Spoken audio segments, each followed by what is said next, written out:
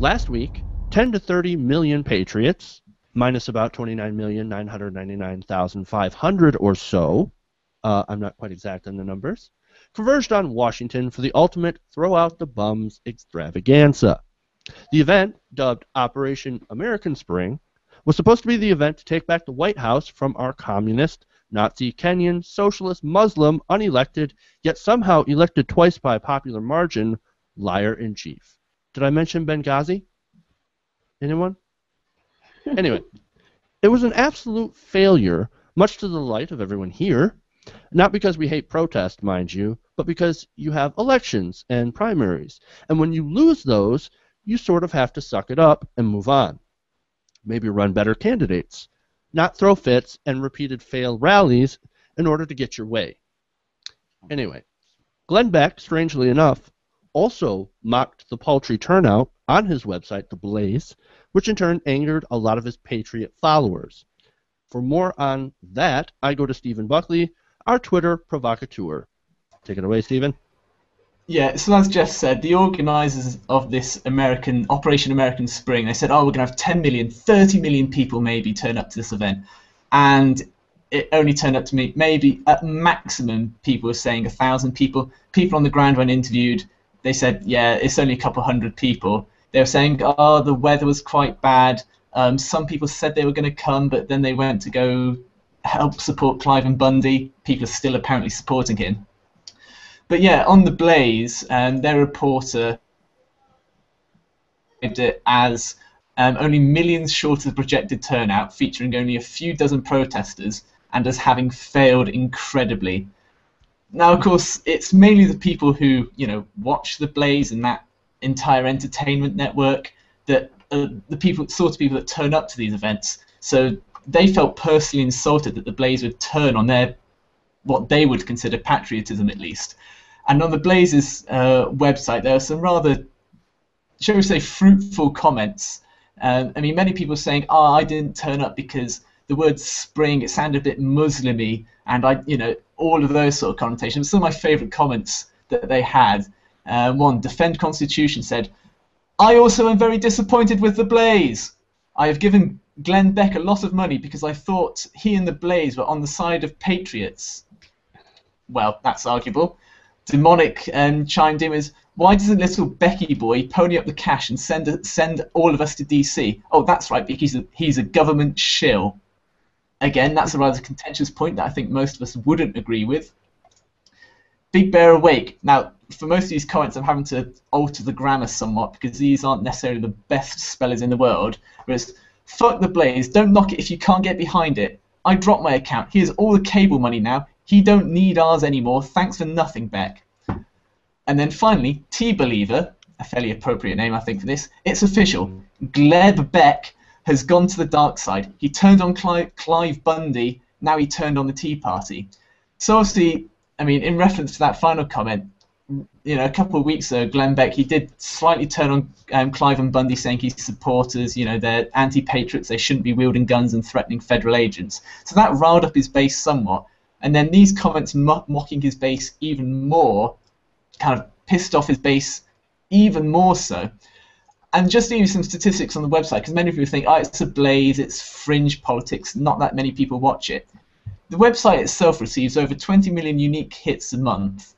Its global ranking on the internet in terms of hits is 552. Its US ranking is 129. So it's still a pretty popular website. You certainly can't knock its numbers in its entirety. And then just some other interesting facts. Yeah, and then just some other interesting facts about the website's audience in comparison to the general internet population. More females visit the website. More people with no college education and more people with only a tiny bit of college education frequent the site, and I don't think that's a huge surprise. Shocker! Less people with a graduate degree frequent the site, no surprise. And then the one that I found worrying the most is that of the location where people accessed the website, compared to the rest of the internet population, more people were accessing it from a school or educational location, public library or something. And if kids are accessing the Blaze in their school, that's not going to be doing their education any good. But I mean, my real question is that do you think Glenn Beck? I mean, one, was he smart in saying these things, kind of mocking his base in both instances, in as far as surely he knows he's going to lose some of his supporters, and also, do you guys think that he doesn't necessarily care about his base, and he is who he is. He's going to do you, and he's going to say what he genuinely thinks. Jeff? I think it's maybe a little bit of both. I mean, it's not like this is the first time he's come out against his base. I mean, he's actually said once in a while he does say a few rational sounding things, which I think is horrible for me to say, because I'm sitting here going like, oh my God, I can't believe he just said something somewhat rational. So, but he does every once in a while. I guess broken clock can be right twice a day. I don't think this is really going to affect him too much, really, when it comes down to it. A couple of people will turn away from his site, but the guy if you see he's got so many people going to his site, and he's got so many people watching. A couple of nuts, very hard liners, they're not going to make a whole lot of difference, and Beck is just going to continue being Glenn Beck. And besides, the next day he'll probably pull out a blackboard and talk about Benghazi, and he'll get them all back. I mean, where else can they really go? Yeah, I completely agree with that. I mean, Lisa, do you think that Glenn Beck is insane, or does he have those small moments of rationality? I think that people like Glenn Beck, like Bill O'Reilly, I think that 90% of what they do is completely calculated. And I think while they are certainly right-wing and they might be a little nuts from our perspective, I don't think that they believe everything they're saying. I think they say what they say because it is generating a huge base of conservative nut jobs, and that's bringing them a ton of money. It's bolstering their on-air personality, it's selling books, it's raising the ratings of Fox News and all of these different pundits or outlets for media pundits. So I think that while he certainly has views that a lot of people don't agree with, I don't necessarily think that he believes everything he says. I think that what he does is well calculated, and he does it to gain an audience base. And in this case, even when he defies his base, it's for publicity, and he's certainly getting it. She's totally right, by the way. Yeah, this is all calculated on his part, but it's especially true with Glenn Beck. All these guys, Bill O'Reilly, like she said, Rush Limbaugh, they're all playing characters on TV, and their audience is too dumb to realize it. But like she said, they are coming from a place of like they're just kind of blowing up what they really do believe. Glenn Beck is a straight-up actor. I don't know that he's even conservative, personally. He may be. I don't know how else he could live with himself unless he's just making that much money that he's okay with selling himself out. But he, more than any of the other guys, more than Hannity, more than O'Reilly, he's just a straight-up actor. He even did, and he doesn't really even try to hide it that much. Back in just the fervor around his show, before he finally went too crazy and got kicked off Fox News, he did a stand-up comedy tour during the height of his viewership or whatever. Like, the man doesn't believe a word he says.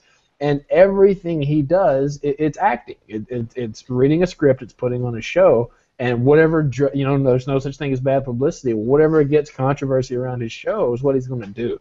And he doesn't believe a word he's saying. So, I do kind of agree with it. O'Reilly, he seems to believe at least 70% of what he's saying, and certainly Sean Hannity, he believes every single idiotic thing that comes out of his mouth. But with Beck, it's almost as if he's a Stephen Colbert-like character run amok. Like, he took that character and then he just went down crazy lane and thought, this is going to be really successful for me. The money started coming in, and now he's maybe just thinking, shit, I'm kind of boxed in here, I'm going to keep on going. Sean, do you think he actually believes anything that he says? I mean, does he believe 10% of what he says, or is he just straight out acting and he should win an Oscar in a couple of years' time? I think Glenn Beck's job is to sell survival gear and survival food. That's really what he got kicked off of Fox News for, because he couldn't get ads during his shows, but he would sell crap on air all the time that benefited him. He is an actor, and I don't know how much of what he says that he actually believes in, but I also don't think that this quote-unquote boycott or going against his base is going to affect him in any negative way.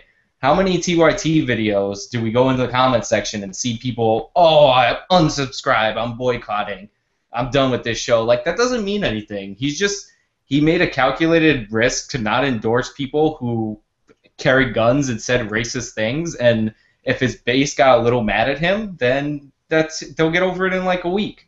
He has 20 million unique visitors. That's amazing. Like, I'm shocked. He has a paid subscriber service that he got like 250,000 subscribers in like 3 days.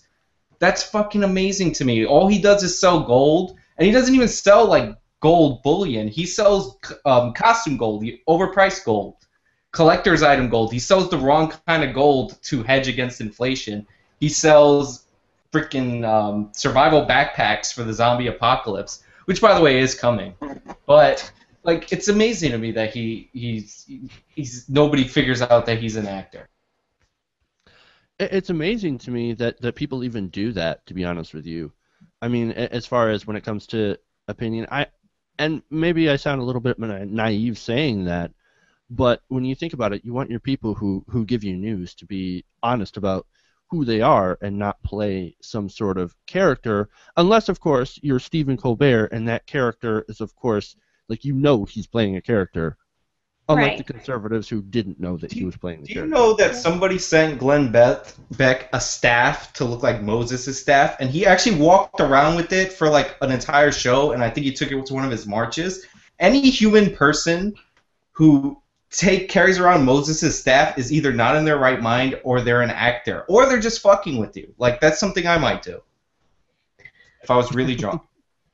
But the sad part is this is our mainstream news. Like, these are the people that millions of Americans are relying on to receive their daily information. Like you were saying earlier, like, this isn't Stephen Colbert who's on Comedy Central, who's obviously playing a character and who's obviously doing it for our entertainment. These people are entertainers masquerading as truth tellers.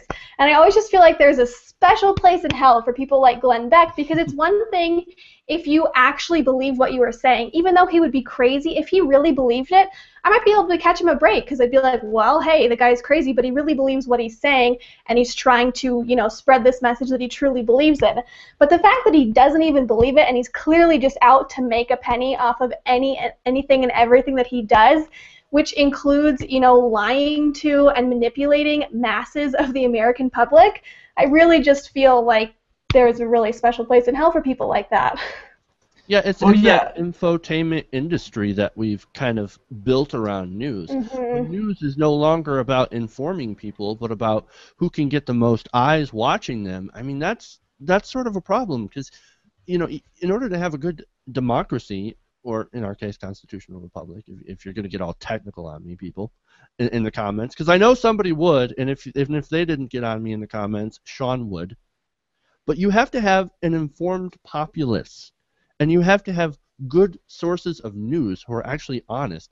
And when you've got a channel where, like Fox News and Bill O'Reilly and Glenn Beck, that are playing these characters in order to misinform you while raking in the money, that's a disaster, not only for democracy, but for society in general. Mm-hmm. Yeah, you're absolutely right. Well, I mean, like my final kind of point, and Beck, that I've kind of taken away from what you guys have said, is that either he's kind of an idiot but he believes what he says, and that's fine. He's just preaching to other idiots, or he's the best actor in the world. He's saying, and that means he's even more evil, that he knows what he's saying. But, and I think maybe all of us would probably agree, there's a small part of us thinking, shit, he's been smart. He's played so many people for fools. You've got to give him a bit of credit for being able to pull the wool over so many people's eyes, and to make money hand over fist while doing it. I absolutely kind of a jackass, because I'm being, we're out here being completely honest and not playing characters, and here we hardly make a living and hardly scrape by, while these jackasses are out there deceiving the public. I promise you, if Glenn Beck could make more money playing the liberal counterpart to what he does, he would be doing it. I stake everything I own on that. That just shows that there's no money in liberalism, which means you're more able to trust people who are liberals because they're not playing a role to be paid. Well, to be fair, all of us are working for Van Jones, so. Yeah. And George Soros. I thought it was George Soros, yeah. Glenn Beck is a Why special can't place it for be Van both? Jones. Why can't it be both? All right. I just wanted to make one more kind of related point to this, and I just wanted to say, I think that this shows sort of like the whole failure of Operation American Spring. It shows how little the Tea Party movement actually seems to resonate with real, actual people. Now, back when the Kochs were funding the Tea Party and, bussing people in, they had so much more political power and more of a presence. And now that that bankrolling is gone and the Republican establishment has essentially turned against them, and they're having this sort of, war in between the different factions, we see how little the Tea Party actually is. I think that's a fair assessment. I think that the Tea Party has gained some key positions in Washington, and because of redistricting, they've been able to group together their few amount of followers to get them elected. But I agree. I think that when you poll the American public, people tend to not side with the Tea Party. Well, I love. There's just a delicious irony here, and that's an excellent point, Lisa. Like, how many times have we seen like Fox News, like anytime, like during whenever it's Martin Luther King Day or any like milestone in the civil rights movement, they always manage to like include some line, somehow bring the story, even in a piece where they're supposedly paying homage to these great civil rights leaders in American history, to point out that there probably weren't really 1 million people at the Million Man March. Like that's they can't talk about civil rights without saying there weren't really 1 million people at the Million Man March. So then they have this big, this big gathering where there's supposed to be tens of millions of people, and a few dozen show up. Yeah, and of course, if you can remember the truckers, and if you can remember some of the earlier rallies where they had actually taken Photoshop pictures from President Obama's rallies, his inauguration day, and put that on their site, and like, look at the crowds the Tea Party and Republicans got. Isn't that amazing? The American people's with us. We have a mandate. No, they did You that. got They did reelected, that. but you don't have a mandate. They did that with Glenn Beck's thing. They spliced in his crowd from his crazy 9/12 march into like a Michelle Bachmann healthcare rally or something like that. Oh, but can we also, like, I don't know if Stephen read this comment or not, but one reason why people didn't show up to this supposedly was that it sounded too Muslim-y, because it's Operation American Spring, meaning the inclusion of the word spring now is like secret Muslim propaganda. Because if there's anything Muslims do, it's they start, rallies with the word operation. That's not American at all. And then and it's also just another example of like them not understanding historical context, because like the Arab Spring gets its name from the spring of 89 to 91, whenever the Soviet bloc countries fell and became democracies, and they borrowed that language to describe what was going on in the Middle East, right or wrong. And it's just like so there's this glory, everything they give credit to Reagan for now is too Muslim-y. So that's this. There's tons of irony in this whole situation. All right, and I think we'll end this segment on that and head over to Arkansas.